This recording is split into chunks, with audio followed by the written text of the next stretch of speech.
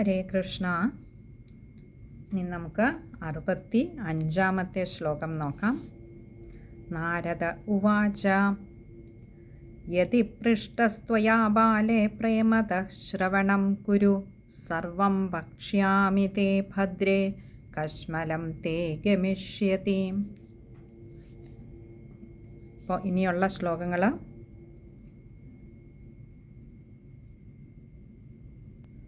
65 മുതൽ 77 വരെയുള്ള 13 ശ്ലോകങ്ങൾ ഭക്തിദേവിയുടെ ചോദ്യങ്ങൾക്കുള്ള മറുപടി എന്നോണം പറഞ്ഞു കൊടുക്കുന്നതാണ് ശ്രീനാരദ മഹർഷി. അതിൽ ആദ്യത്തെ ശ്ലോകമാണ് നമ്മളിപ്പോൾ നോക്കുന്നത്. നാരദ ഉവാച, ശ്രീനാരദ മഹർഷി പറഞ്ഞു. യതി പൃഷ്ടസ്ത്വയാ ബാലേ, യതി എന്നാൽ എങ്കിൽ, പൃഷ്ടസ്ത്വയാ, പൃഷ്ടഃ ത്വയാ, ഇങ്ങനെ 2 വാക്കുകൾ ചേരുന്നതാണ് പൃഷ്ടസ്ത്വയാ. പൃഷ്ടഃ എന്നാൽ ഇങ്ങനെ ചോദിക്കപ്പെട്ടതിനാൽ, ഭക്തിദേവിയാൽ ഇങ്ങനെയുള്ള സംശയങ്ങൾ ചോദിക്കപ്പെട്ടതിനാൽ, ത്വയ എന്നാൽ അല്ലയോ ദേവി, അവിടുന്നാൽ, ഭക്തിദേവിയാൽ എന്നുള്ളതാണ്. നിന്നാൽ എന്നുള്ള എന്നാണ് അതിൻ്റെ മീനിങ്. ഇവിടെ നമ്മൾ പറയും ഭക്തിദേവിയാൽ ഇങ്ങനെയുള്ള സംശയങ്ങൾ ചോദിക്കപ്പെട്ടതിനാൽ, ബാലേ എന്നാൽ ഇവിടെ യുവതി എന്ന അർത്ഥത്തിൽ, അതായത് അല്ലയോ യുവതി, ഇവിടെ ഭക്തിദേവിയാണ് വിളിക്കുന്നത്. പ്രേമതഃ എന്നാൽ അത്യന്തം പ്രേമത്തോടു കൂടി അഥവാ സ്നേഹത്തോടു കൂടി. ശ്രവണം എന്നാൽ കേൾക്കുക, ശ്രവിക്കുക. കുരു ചെയ്താലും, അഥവാ ഏറ്റവും ശ്രദ്ധയോടുകൂടി സ്നേഹത്തോടുകൂടി, അല്ലയോ ഭക്തിദേവി, ഞാനീ പറയുന്നത് ശ്രവണം കുരു, കേട്ടാലും. സർവം എന്നാൽ എല്ലാം.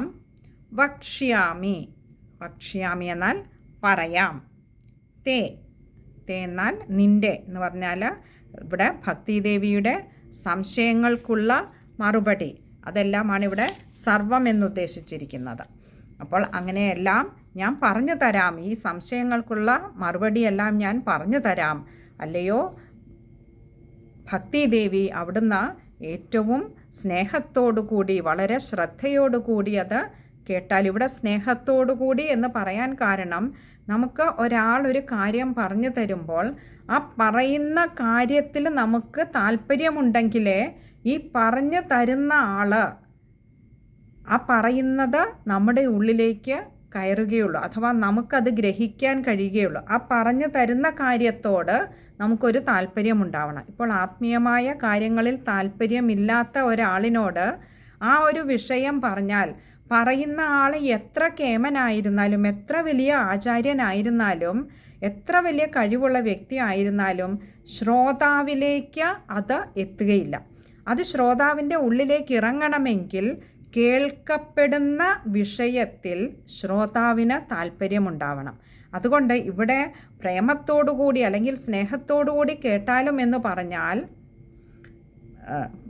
ഇവിടെ ശ്രീ നാരദ മഹർഷി പറയാൻ പോകുന്ന കാര്യങ്ങൾ അത് ലാഘവത്തോടുകൂടിയല്ല, അത് അർഹിക്കുന്ന ഗൗരവത്തോടുകൂടി തന്നെ അത് കേൾക്കണം എന്നാണ് ശ്രീ നാരദ മഹർഷി സൂചിപ്പിച്ചത്. അപ്പോൾ അതെല്ലാം ഞാനിപ്പോൾ പറഞ്ഞു തരാം. തേ എന്നാൽ അല്ലയോ ദേവി, നിൻ്റെ ഈ ചോദ്യങ്ങൾക്കുള്ള മറുപടി, അല്ലയോ ഭക്തിദേവി, ഞാനിപ്പോൾ പറഞ്ഞു തരാം. ഭദ്രേ എന്നാൽ നോക്കൂ, ആ വിളിച്ചതുപോലും ഭദ്രേ, മംഗളശീലേ എന്നാണ് പറഞ്ഞത്.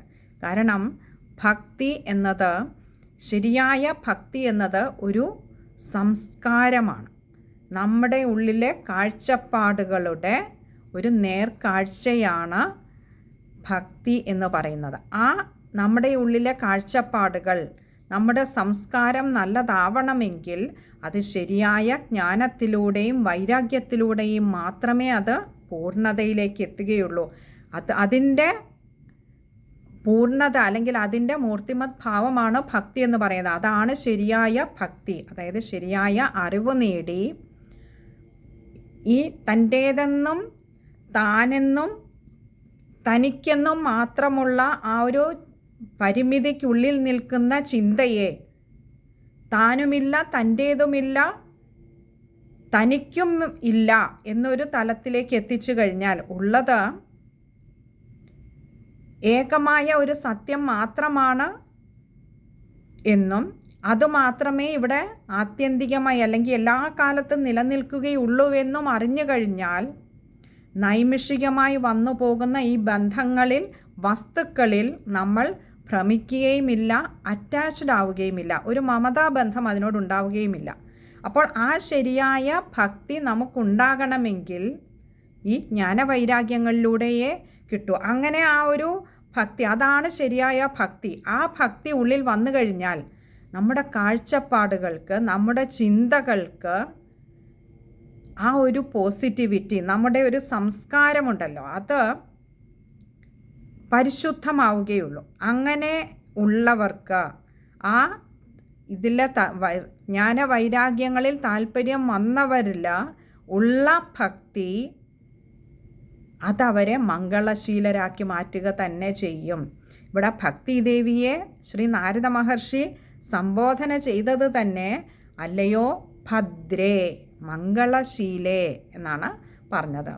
എന്നിട്ട് പറഞ്ഞെന്താ, കശ്മലം തേ ഗമിഷ്യതി. ഞാൻ നിൻ്റെ സംശയങ്ങൾക്കെല്ലാം ഉള്ള മറുപടി പറയാം. അങ്ങനെ പറഞ്ഞാലോ? കശ്മലം എന്നാൽ മനോദുഃഖങ്ങൾ. ഇപ്പോൾ ദേവിക്കുണ്ടായിരിക്കുന്ന ഈ ഒരു ദുഃഖങ്ങൾ അതൊക്കെ വെറും ഒരു പാഴ്വികാരമാണ് ഇവിടെ ഈ ദുഃഖം എന്ന് പറയുന്ന ഭക്തിദേവിയുടെ. അതുകൊണ്ടാണ് അതിനെ കശ്മലം എന്ന വാക്ക് തന്നെ ഉപയോഗിച്ചിരിക്കുന്നത്. അപ്പോൾ ഇങ്ങനെയുള്ള ഈ മനോദുഃഖങ്ങൾ തേ എന്നാൽ നിൻ്റെ ഗമിഷ്യതി പോകും. അപ്പോൾ നിന്നിൽ നിന്നും ഈ ആവശ്യമില്ലാത്ത ഈ ദുഃഖവിചാരങ്ങളൊക്കെ തന്നെയും പോകും. അതിന് ഞാൻ അല്ലയോ ഭക്തിദേവി, അവിടുത്തെ സംശയങ്ങൾക്കെല്ലാമുള്ള മറുപടി ഞാൻ പറഞ്ഞു തരാം. അത് അവിടുന്നത് ഏറ്റവും സ്നേഹത്തോടു കൂടി അത് കേട്ടാലും, അങ്ങനെ കേട്ടുകഴിഞ്ഞാൽ ഇപ്പോൾ അവിടുത്തെ ഉള്ളിലിരിക്കുന്ന ഈ ദുഃഖങ്ങൾ ഇതൊക്കെ കശ്മലമാണ്, ഇതൊക്കെ വെറും പാഴ്ചിന്തയാണെന്ന് തിരിച്ചറിഞ്ഞുകൊണ്ട് അതെല്ലാം അല്ലയോ ഭക്തിദേവി നിന്നിൽ നിന്നും ഇവിടെ പറഞ്ഞത് പോകും എന്നാണ്. നീ ഉപേക്ഷിക്കുമെന്നല്ല, നിന്നിൽ നിന്നും ഈയൊരു ഞാൻ പറയുന്ന കാര്യങ്ങൾ ശരിയായ രീതിയിൽ അത് ഗ്രഹിക്കാൻ നിനക്ക് കഴിഞ്ഞാൽ നിന്നിൽ നിന്നും ഈ കശ്മലമായ ചിന്തകളൊക്കെയും ഗമിഷ്യതി പോകും. നീ ഉപേക്ഷിക്കുകയല്ല, നിന്നെ ഉപേക്ഷിക്കും. അഥവാ ഇതെല്ലാം നിന്നിൽ നിന്നും വിട്ടുപോകും. ഇവിടെ നമുക്ക് ഇതേപോലെ ഒരു സാഹചര്യം നമുക്ക് മഹാഭാരത യുദ്ധ സമയത്ത് ആ യുദ്ധവേദിയിലും നമുക്ക് കാണാം. അവിടെയും മഹാവിഷ്ണു ഭഗവാൻ, ശ്രീകൃഷ്ണ ഭഗവാൻ അർജുനനോട് പറയുന്നുണ്ട്. അർജുനൻ തൻ്റെ എതിർഭാഗത്ത് നിൽക്കുന്ന, ശത്രുഭാഗത്ത് നിൽക്കുന്ന ബന്ധുക്കളെ കണ്ട് തളർന്ന് തേരിലിരിക്കുമ്പോൾ ശ്രീകൃഷ്ണ ഭഗവാൻ പറയുന്നത് ക്ഷുദ്രം ഹൃദയ ദൗർബല്യം. ആ മനസ്സിൻ്റെ ദൗർബല്യം അത് ഏറ്റവും ക്ഷുദ്രമാണ്, അരുതാത്തതാണ്, നീചമാണ്. അതാണ് നിന്നെ തളർത്തുന്നത്. അപ്പോൾ തളർത്തുന്നത് നമ്മുടെ ഉള്ളിലെ ആ ബലമില്ലാത്ത ചിന്തകളാണ്. അഥവാ ഇതുപോലെയുള്ള മനസ്സിനെ സദാ ചലിപ്പിച്ചുകൊണ്ടിരിക്കുന്ന ചിന്തകൾ. അവിടെ അർജുനൻ തന്നെ പറയുന്നുണ്ട്, ചഞ്ചലം, എൻ്റെ മനസ്സ് സദാ ചഞ്ചലമായിക്കൊണ്ടിരിക്കുന്നു, ചാഞ്ചല്യപ്പെട്ടുകൊണ്ടിരിക്കുന്നു എന്ന് പറയുന്നുണ്ട്. അപ്പോൾ അതുപോലെയുള്ള മനസ്സിനെ ചഞ്ചലപ്പെടുത്തുന്ന വികാരങ്ങളെ നീ ഉപേക്ഷിക്കൂ. അത് ക്ഷുദ്രമാണ്. കാരണം സംഭവിക്കേണ്ടതൊക്കെ സംഭവിച്ച് തന്നെ അടങ്ങും. അതിൽ നീ ദുഃഖിച്ചാലും ദുഃഖിച്ചില്ലെങ്കിലും.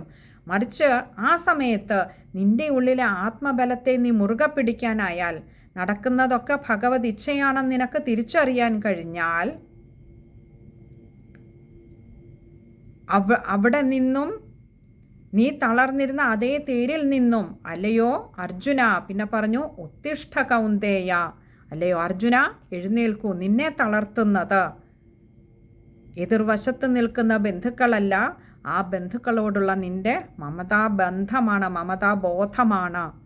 അതിനെയാണ് നിന്നിൽ നിന്നും ഇല്ലാതെയാക്കേണ്ടത്. ഇവിടെ ധർമ്മമാണ് നടക്കേണ്ട. യുദ്ധഭൂമിയിൽ നിൽക്കുന്ന വീരനായ അർജുനൻ്റെ ധർമ്മം തൻ്റെ സൈന്യത്തെ ആ യുദ്ധത്തിൽ വിജയിപ്പിക്കുക എന്നുള്ളതാണ്. എതിരാളി ആരായിരുന്നാലും യുദ്ധഭൂമിയിലെത്തുന്ന സൈനികൻ്റെ ധർമ്മം തൻ്റെ സൈന്യത്തെ വിജയിപ്പിക്കുക എന്നുള്ളതാണ്. ആ ധർമ്മത്തിലേക്ക്, ആ ധർമ്മബോധമാണ് അർജുനന് ഉണ്ടാക്കി കൊടുക്കുന്നത്. ഇവിടെയും ശ്രീ നാരദ മഹർഷി ഭക്തിദേവിയോട് പറയുന്നത്, നിൻ്റെ ഉള്ളിലെ, അല്ലയോ ഭക്തിദേവി, അവിടുത്തെ ഉള്ളിലെ കശ്മലമായ ചിന്തകളൊക്കെയും നിന്നിൽ നിന്നും പോയി പോകും. അവിടെ അർജുനന് ഭഗവാൻ ഗീതോപദേശം, ഈ ധർമ്മം മുഴുവൻ ഉപദേശിച്ച് കഴിയുമ്പോൾ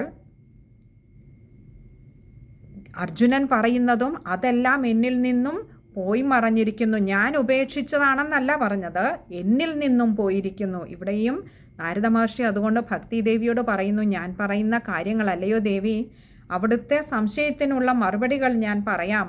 അതവിടുന്ന് ശ്രദ്ധയോടുകൂടി, സ്നേഹത്തോടുകൂടി, താല്പര്യത്തോടുകൂടി അവിടുന്ന് കേട്ടാലും അവിടുത്തെ ഉള്ളിലെ ഈ കശ്മലമായ ദുഃഖചിന്തകളൊക്കെയും അവിടുത്തെ വിട്ടുപോകും എന്ന് ഒരു ഉറപ്പാണ് നാരദ മഹർഷി ആദ്യത്തെ ശ്ലോകത്തിൽ തന്നെ പറയുന്നത്, അഥവാ ഭക്തിദേവിക്ക് കൊടുക്കുന്നത്. ആ ദുഃഖം, തൻ്റെ ദുഃഖത്തിന് ഹേതുവായത് എന്താണോ അതൊക്കെ, ആ ചിന്തകളൊക്കെയും തന്നിൽ നിന്നും വിട്ടുപോകുമെന്ന് നാരദ മഹർഷി പറയുകയാണ്.